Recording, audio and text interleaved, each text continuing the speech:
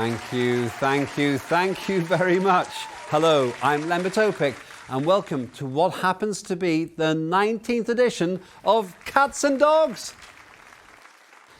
Unlike COVID-19, you can be exposed to episode 19 without experiencing coughing, exhaustion, or 2 weeks in self-isolation.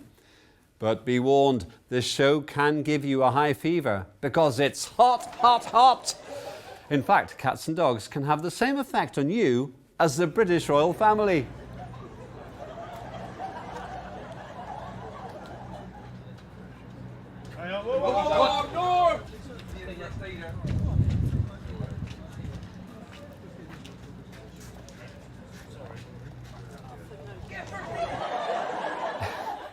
Let's start with a little piece of natural history. In the beginning, the earth was formless and empty, and darkness was over the surface of the deep. And all the earth was without coronavirus. And then, lo, there was coronavirus, and the people said, "That's not very good." And lo, then there were lots of different coronaviruses, and the people said, Now, if you think about it, coronavirus has done what America has never done. It's learned to coexist with its fellow bugs instead of picking fights with itself and everyone else all the time. Yes, viral pluralism means it thrives in all its different variants quite happily, and all at the expense of humankind. A new variant that hit the headlines reared its contagious head in South America. They say this variant can fill graves 3 times quicker than its older cousins. The only thing better at world domination than the Brazilian virus is the Brazilian national football team. Is this a clue to how it operates? Does the virus take on the characteristics of the country where it mutates? Like I said, the Brazilian one gets passed from one person to another, like a football, quick and fierce. A Saudi one would probably try to kill you with imported weapons and then claim it did it all in self-defense. What about an American variant? It would be sneaky.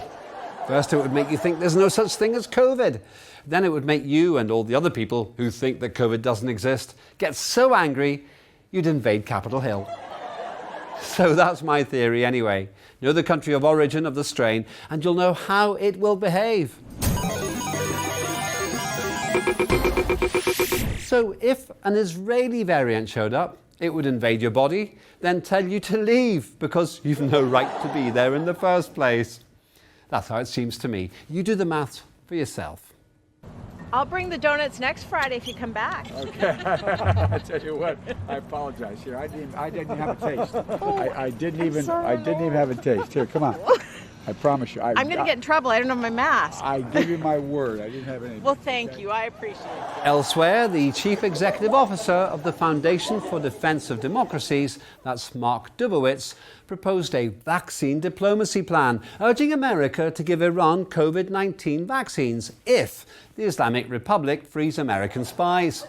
You can guess the game plan here. First, Iran does release these undercover operators.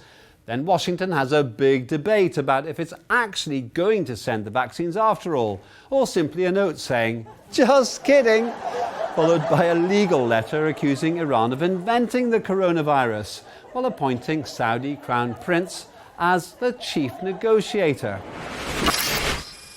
The story of the COVID vaccine reminds me of the sorry Saudi situation in Yemen. After the so-called Saudi coalition failed to defeat the Yemeni nation in combat, they bought loads more weapons from the West to finish the job. And they still can't do it. So Saudi and Yemen is like someone going out to try and get COVID, and then being surprised when it makes them ill. Unlike COVID, there's still no prospect of a vaccine for stupidity. Meanwhile, former UK Prime Minister Tony Blair wants the UK to lead a global coronavirus vaccination passport scheme with rules and standards. If Blair's plan is anything like his monumental mess-up over the Iraq War and the weapons of mass destruction, I guess his passport scheme means you'll only need 3 things to go anywhere. Firstly, self-righteousness. Secondly, a dodgy dossier. And thirdly, an army. This would mean that, with Blair's plan, Persian Gulf princes would pass with flying colours. With Mr. Blair on their side, they'll be able to move freely between all those like-minded countries, namely the Saudi Arabia country itself, the UAE, Bahrain and the United Kingdom. At least this way, London will never run out of oil.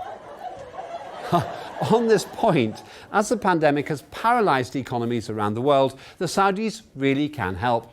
They're doing all they can to support those poor first world countries in a humanitarian money for arms arrangement, with military advisors and fighters all part of the deal. And there are warehouse jobs too, because they've bought so many weapons, they haven't got their storage sorted out. Why can't they do click and collect like everybody else? Sell me this pen right here. You can sell anything, sell that. Go ahead. Sell me that pen. Can I finish eating first? I'm eating tonight. Brad, show him how it's done. Boom. Sell me that pen. Watch. Go on. Let me sell this That's my boy right there. this pen. Fucking sell anything. Why'd you do me a favor? Why'd you name down that napkin for me? I don't have a pen. Exactly. Supply and demand, my friend. You know what I'm saying? He's creating urgency. So you get them to want to buy the stuff. Convince them it's something that they need. You know what I mean? And that's the thing. In an interesting twist to the story, Carsten Watzel, that's the professor for immunology at the Leibniz Research Centre, recently said that it's not clear if the Oxford vaccine works or not, so we should try other jabs too. What a money spinner that is! Hey, if you like that jab, you'll love this one. And we'll send you an aspirin-sized Bill Gates microchip absolutely free.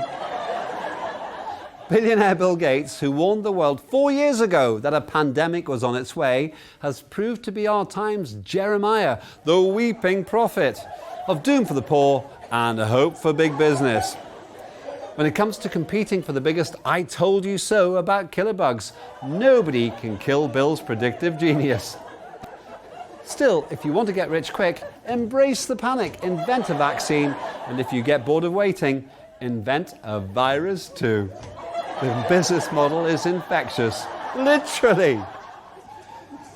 Now here's a story from France where they've started trials of COVID canines to sniff out COVID-19.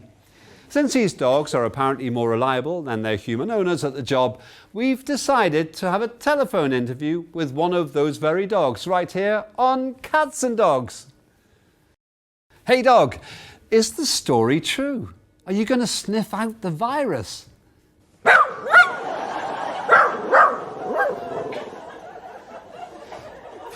Can we get a translation, please? It says, yes, you're right.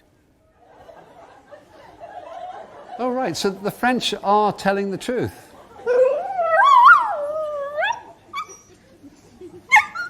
Yeah, sure. We've arrested 5 coronavirus positive guys with the help of the French police. Arrested? I think the dog means quarantined, doesn't it? No, sir. It says arrested. Why arrested? I think because they were what they call yellow vests. And so it's best to quarantine them in prison. That way you kill 2 birds with 1 stone. Well, dog, I mean, well done. Anything else you'd like to add?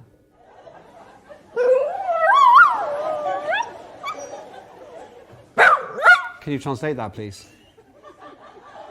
He was just barking. Oh, right, okay. Well, thank you, Fido. Good dog.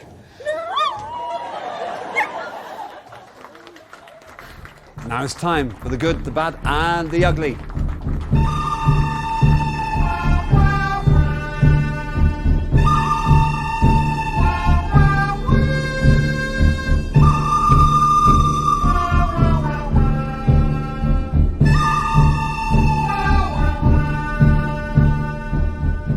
The good this week are the Angolan farmers who've kept their agriculture sector booming despite the global pandemic.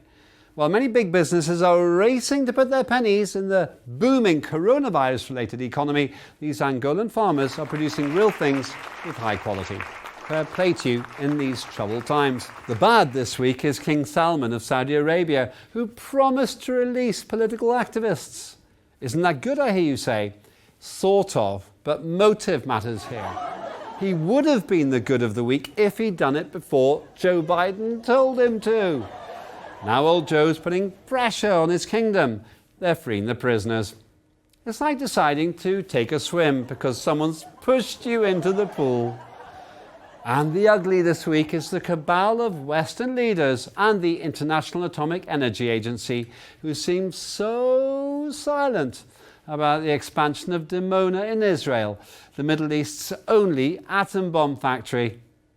While the Iranian foreign minister has stated his concerns, we hear nothing from the West. Imagine if Dimona was in Iran instead of Israel. They'd be going crazy, especially Israel.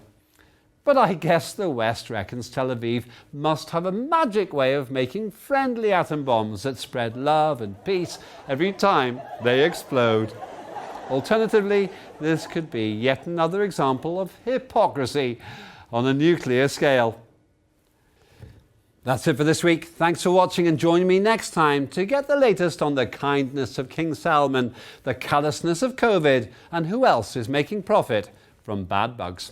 This is Press TV. I'm Lembit Opik, and that was Cats and Dogs.